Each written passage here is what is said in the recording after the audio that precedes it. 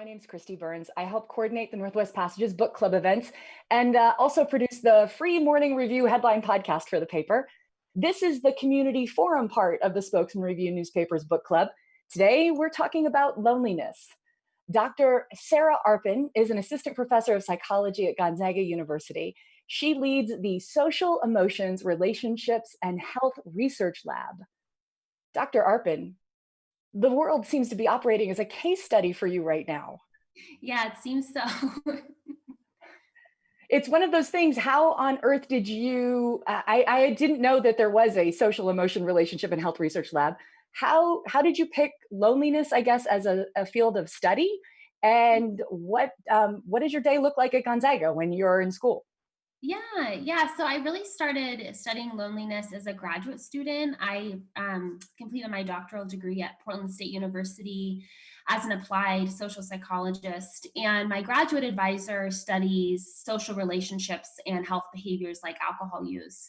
And so, as a part of my work with her, I started focusing on the experience of loneliness, which I could say is somewhat of the opposite of being connected or feeling that your relationships are meaningful and adequate. And so I started studying loneliness in relation to alcohol use, and then this expanded to interpersonal communication, well-being, and other health outcomes like sleep since that time. So my research at Gonzaga studies everything from loneliness and its effects on our expectations of relationships. All right, we seem to have frozen there for just a second. Maybe it'll come back, talking about people needing people and the effects of loneliness. And Sarah, we seem to have lost you. See if we can zip right there. I think maybe what we should do is try to close this out and start again. So we'll deal with these technical difficulties and we'll be right back with Dr. Sarah Arpin.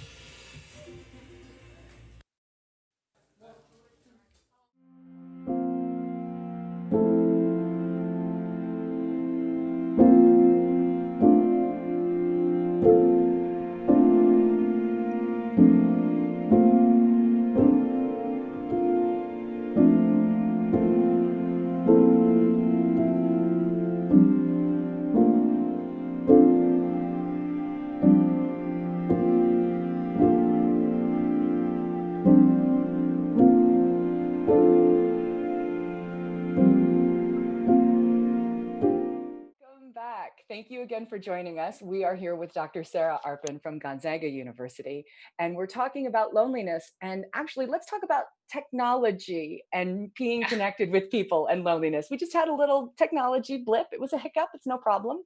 Yeah. But it does bring up an interesting point, doesn't it, Dr. Arpin? People are connected now using their screens, yet they still are lonely.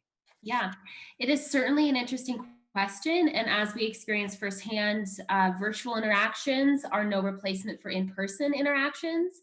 But especially at a time like now, these virtual interactions can be essential to maintaining social connections and being connected with others. I think that it's possible to do well if we do it wisely. Some research suggests that active use of things like social media is much more important and effective than passive use. So what does that look like? Yeah, what does that An mean then? active use, Active use versus passive use. I mean, yeah, does that do the yep. same thing to your brain? Well, in regards to brain differences, I'm not familiar. I have not done research in that, but in terms of satisfaction and the effects of social media use, for example, on loneliness, active use would involve sending messages to friends, responding to people's posts. Passive use would be scrolling through Instagram I for see. hours on end. And the relationship between social media use and loneliness, mixed evidence. Some work suggests that social media use relates to greater loneliness. Yeah. Other work suggests that lonely people just use social media differently. And so the key here is that you're keeping in mind any use of the internet, Zoom, social media to maintain those relationships should be active, and that we're trying to actually maintain those meaningful relationships. Creating then, like being a creator and not just a consumer part of the social media Exactly. aspect. Yeah, exactly. Excellent. So is there's a perception that loneliness is something that needs to be cured, Mhm. or that it's necessarily a bad thing. I remember a time pre-pandemic where solitude was, something to look forward to. Yeah. Uh, now, now I'm not so sure. I mean, I know my kids are never getting grounded again because I'm just Right. like get out into the world. But is loneliness, is it like something that needs to be cured or that needs help? Right, that's a great question. Loneliness is complicated. It's officially defined as a complex set of feelings that signal us to some inadequacy in our relationships. So it's not the same as social isolation. And I've been thinking about this, knowing that definition and being familiar with the research on loneliness. I've been thinking about how, for many people right now, certainly self-isolating is challenging. It's what But it doesn't everybody's asking necessarily, us to do. The yeah, self-isolation is you must, because your fellow humans could be giving you a disease. we have to do it, and it doesn't come naturally because we're social animals. We Mhm. crave social interaction, and it's really important, it turns out, for our health and well-being. But for some people, this experience of self isolation may not necessarily be leading to loneliness. It could be that they're finding greater meaning in their interpersonal relationships and they're finding new ways to connect. For others, however, this may be certainly increasing loneliness. Maybe if they were already really isolated, maybe if they already felt that their relationships were not fulfilling their need to belong. And so I want to note the importance of that distinction between social isolation and loneliness. Okay. Is it a problem? Absolutely. Social Loneliness has been isolation. shown. Social isolation Loneliness, is the problem. loneliness, Okay. loneliness is a problem. So sustained social isolation would obviously be problematic, right? Let's say we didn't have access to the internet, we couldn't write letters, we couldn't phone our friends or anything, that would obviously be a problem. But generally, social isolation does not automatically mean that you're lonely. Okay. Loneliness is the big problem. Okay, so loneliness has been shown to have comparable effects on health as smoking 15 cigarettes a day. Get out. Yes. Recent work has shown that the health impacts of feeling lonely over a long period of time are as detrimental to physical health. So it impacts cardiovascular health, immune system functioning, it makes us have less efficient sleep. So it has all these really negative health outcomes because it's a stressful experience to feel lonely. So yes, we should consider it as a problem. Now, we all experience loneliness to varying degrees, right? So if I wake up and I can't get a hold of my family, nobody's really responding to me, I might feel lonely for a brief period of time. That would have different effects than if I were to feel lonely over years. So the health ramifications of her being lonely over years could literally kill you. Exactly. Um, and so now that we are in this extended time period of social isolation, which is different than loneliness, uh, Mhm. though, what would be effective ways when you recognize the symptoms in yourself to try and get out of it? Or if you are a parent or a grandchild, a parent of children, that if you're trying to keep connected with your grandparents or senior citizens in your lives, and you can see that they're not right. How do you help them get out of the hole, or give them a ladder to dig themselves out? I mean, that just keeps the analogy that I keep thinking of, is to help them get out of this Yep. cycle. And it is a true cycle because loneliness often relates to things like low self esteem, social anxiety. Lonely people have more negative perceptions of their social interactions when they do have them. So that just maintains the cycle. How to get out of it? Several recommendations have been presented in the literature on loneliness. One that I think is really cool is helping other people. Mhm. So, going out and finding opportunities to serve others can make us feel more connected generally. Now, this is challenging to do when we're asked to stay home. There's other ways of helping others that wouldn't necessarily require social interaction.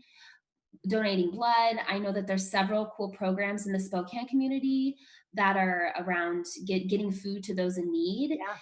that may not necessarily require face-to-face interaction, but are still an opportunity to give to others. So that's one recommendation. Another might be more of a mindfulness approach where we focus on connecting to ourselves. So this might, Well, I have a question about that yeah, then, go though, for it. because if you're trying to be mindful and your loneliness is a perception of your own inadequacy, or that there's something that's a Mhm. self-perception, how do you force yourself to be more mindful? What how encouraging that kind of positivity, like, wait, I'm down in the dumps and nothing can help me. Yeah. um It can be as simple as writing down things about yourself that you like. So this oh, is a simple exercise called self-affirmation, and it's been used in psychology to reduce stereotype feeling of responses to stereotype threat, for example. It's been used to increase self-esteem. So writing down things that you do like about yourself. Some research also shows that there's benefits to gratitude in reducing loneliness. So writing down things that you're grateful for. And again, these are not social acts, but they're requiring you to think about yourself in relation to others. And in turn, this would increase feelings of connection. so if you think Another of, important, oh, go for it. well, I'm going to say one thing, do one thing that makes you happy every day, Yeah, or yeah. write just one thing that you're grateful for. Or, as a parent trying to tell your child to do that, I don't know how successful I'm going to be. But yeah, that seems like a very simple fix, and really that can make a difference. Yeah. Another useful recommendation is reminding that individual, whether it's your romantic partner, your child, that everyone feels lonely at some point, that you're not. Everyone is feeling lonely right now. I mean, seriously, I think everybody is Yeah, alone together. yeah, they might be that. That's an excellent way of putting it, Kristi. That we're alone together. And I've seen a lot of things on social media reminding one another, and people putting rainbows, colorful rainbows in their windows, reminding that we're all in this together. That can be really helpful as well. Is there a difference with loneliness or solitude with younger children versus senior citizens? And the only reason I bring this up is there was an article about a National Teacher of the Year who had ran a preschool with senior citizens. Now that right now, because of what's happening in our country, she's not able to do that. But I thought, wow, that's awesome because you have these, curious, fabulous, fun little minds learning and senior citizens that have so much to give. Um, that would be an automatic connection for people to not be lonely. But uh, is there a difference in your brain from when you're a child to when you're a senior citizen, or not? In your loneliness, Yeah, because loneliness. older people tend to be afraid of dying alone.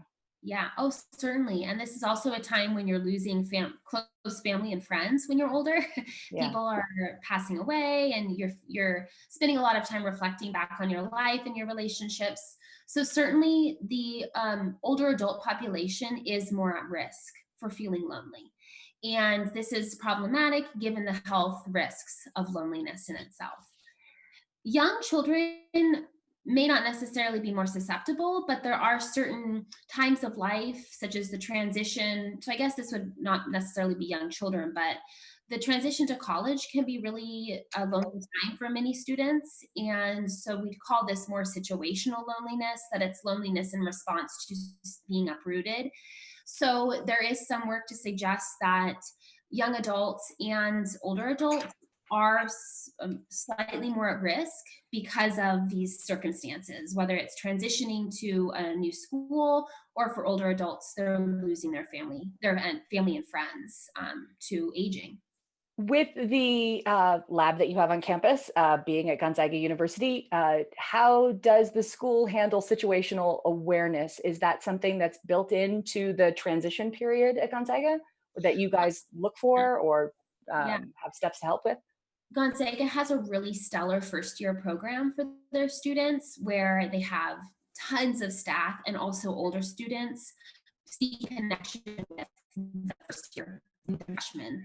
And I'm not involved in this program, but I've kind of examined it from afar, and I'm really impressed in how they are focused on maintaining connection and instilling that sense of community. That's Gonzaga, is this sense of community. Sure. People love going there because of the home that it feels. And so certainly they are aware of the impacts of loneliness, and so they seek to reduce that through this first year programming. I had noticed even, I think there was an Instagram Q&A that was going to go on today for incoming students, and what to expect this fall. Are there changes that you are going to have to implement, just from your own perspective in teaching in the fall? Gosh, I haven't even begun to think about that Don't even because think about it yet. I just finished online teaching, and I can tell you it was not the same. No. But there's a forum with our university president that I'll be listening in on today about the changes that the university will be implementing. But definitely, people are thinking about it, and I'm interested to see how things go. Well, I think that during this pandemic, when people are looking for ways to be more self-aware, or to also build better habits because we're so limited. Um, you've pointed out a couple. You can do meditations or your own self-awareness for that, to get out of this. Donations or being of service to others. Um, Maintaining some kind of routine. Are there any other kind of tips for, I guess, reframing one's thoughts to try and move out of a state of loneliness, which is obviously detrimental to us being humans and connecting? Yeah, absolutely. So, well, we can think of loneliness as needing a feeling of your relationships are high quality. And so, this is an additional recommendation I would have, is to maintain high quality relationships. So, almost to prevent those feelings of loneliness, focus on shared activities. Mhm. The relationships research has shown that shared activities, especially novel and exciting activities, can increase our feelings of connectedness. Now, this is primarily to romantic partners, but you can do novel activities with friends as well. So, this is an anecdote, but my husband and I have been playing virtual games with our friends. So it's more of a board game online, but last Saturday we did it with our friends. It was a complete blast. We laughed and we left feeling like we spent some quality time with our friends. And so sharing in activities and trying to find opportunities, even though we are doing it online, where we might be trying a new thing together, that's one way where we can maintain high quality relationships through this experience. That's an excellent suggestion. I've seen some of the scavenger hunts or the opportunities to go through. There was an article in the Spokesman-Review this week on dating, and Yeah. you can go anywhere in the world or visit a museum, or there's a. I was like, okay, I don't know if I'm going to That's camp so out. cool. Well, like a date where you're going to the museum in Paris or something. That's a Sure. really great Yeah. idea. I like that idea, but your idea of the board games and being able to do that in a group setting. There's been these also it's a murder game. How to solve a murder Oh, kind a of murder campaign. mystery. Yeah, yeah. Super Yeah. fun. Oh, okay. What game was it that you guys were all get together playing? We played one called Fibbage, and you just essentially provide Lie? You're lies, lying? Sounds and like what it is. you have to pick the best lie. So it was really fun. I highly recommend trying with a group of friends, picking a board game and trying it over Zoom. If the technology works, Hey, hopefully. technology is fine. It's Yes, fine. it It is. just it simulates that connection, and there is that. I would imagine that, of course, you automatically know that it's working, so that your own subjective evaluation of you feeling happy, you're feeling better, and step Yeah, by step by step, yeah, you wake up and you're not thinking, oh gosh, it's another day of being locked yeah, in the house. yeah. We are very lucky to be in this time and having access to as many forms of technology as we do. I think that things would be a lot worse if we didn't have Zoom or a ability to communicate with one another so frequently. Well, times like this too has created great creativity in the past. I mean, writers and creators and artists, and the last pandemic or two pandemics ago, that was the creation of the sewer and the toilet. So that's Yeah, good. definitely, absolutely. Figuring out what would be the next thing out of that would be something amazing. Is there anything that you would like to leave us with on further steps? Though this has been really educational as far as just Good. one thing a day. You Yeah, know, just one next. thing a day. And I think that a major takeaway is that if you are feeling lonely right now, you're definitely not alone. Yeah. And try to think of loneliness as an emotion that evolved to keep us connected to other people. Oh If we think yeah. about social connection as adaptive, loneliness developed as some kind of a signal that we should connect. So it's like hunger. And to that end, it's adaptive, and we were made to feel lonely. We developed to feel lonely when we need to connect, and so try to think of it in that way as opposed to, oh my gosh, I don't have any friends, nobody likes me. Reframing as I'm feeling lonely because I'm lacking something and I can find that thing. So taking ownership of that rather than feeling really bad about Feeling it. victimized by it. Yep, just reframing your thoughts. Dr. Arpin, that's great. Thank you very much for that. Today has been a phenomenal conversation. I've really enjoyed it, and hopefully other people out there will get some good information out of this as well. I hope so. Tomorrow's conversation is going to be about looking for a job. Yeah, in the pandemic, unemployment numbers are skyrocketing. High school graduates and college graduates are facing a very different uh, field to search for a job, and we want to be able to help you find the right one. That will be tomorrow at 11. Then at 1:30, Mayor Nadine Woodward will talk with Adam Shanks about Spokane and entering phase 2. Do we have a shot at getting into phase 3? And what do things look like at City Hall? Well, Adam Shanks will find out tomorrow at 1:30 with the mayor. All of our videos and discussions are archived on our video site, which you can access for free. There's no ticket cost to attend one of these virtual forums, and we love that. Instead of a set ticket price, perhaps consider making a contribution to the Community Journalism and Civic Engagement Fund via the Anovia Foundation of any amount, $5, $10, whatever you can afford, as we adapt to new ways of doing business and bringing you information and facts that matter. The Spokesman-Review and Northwest Passages appreciate your support. And thank you again for joining us today, Dr. Sarah Arpin. We really appreciate it. Thank you.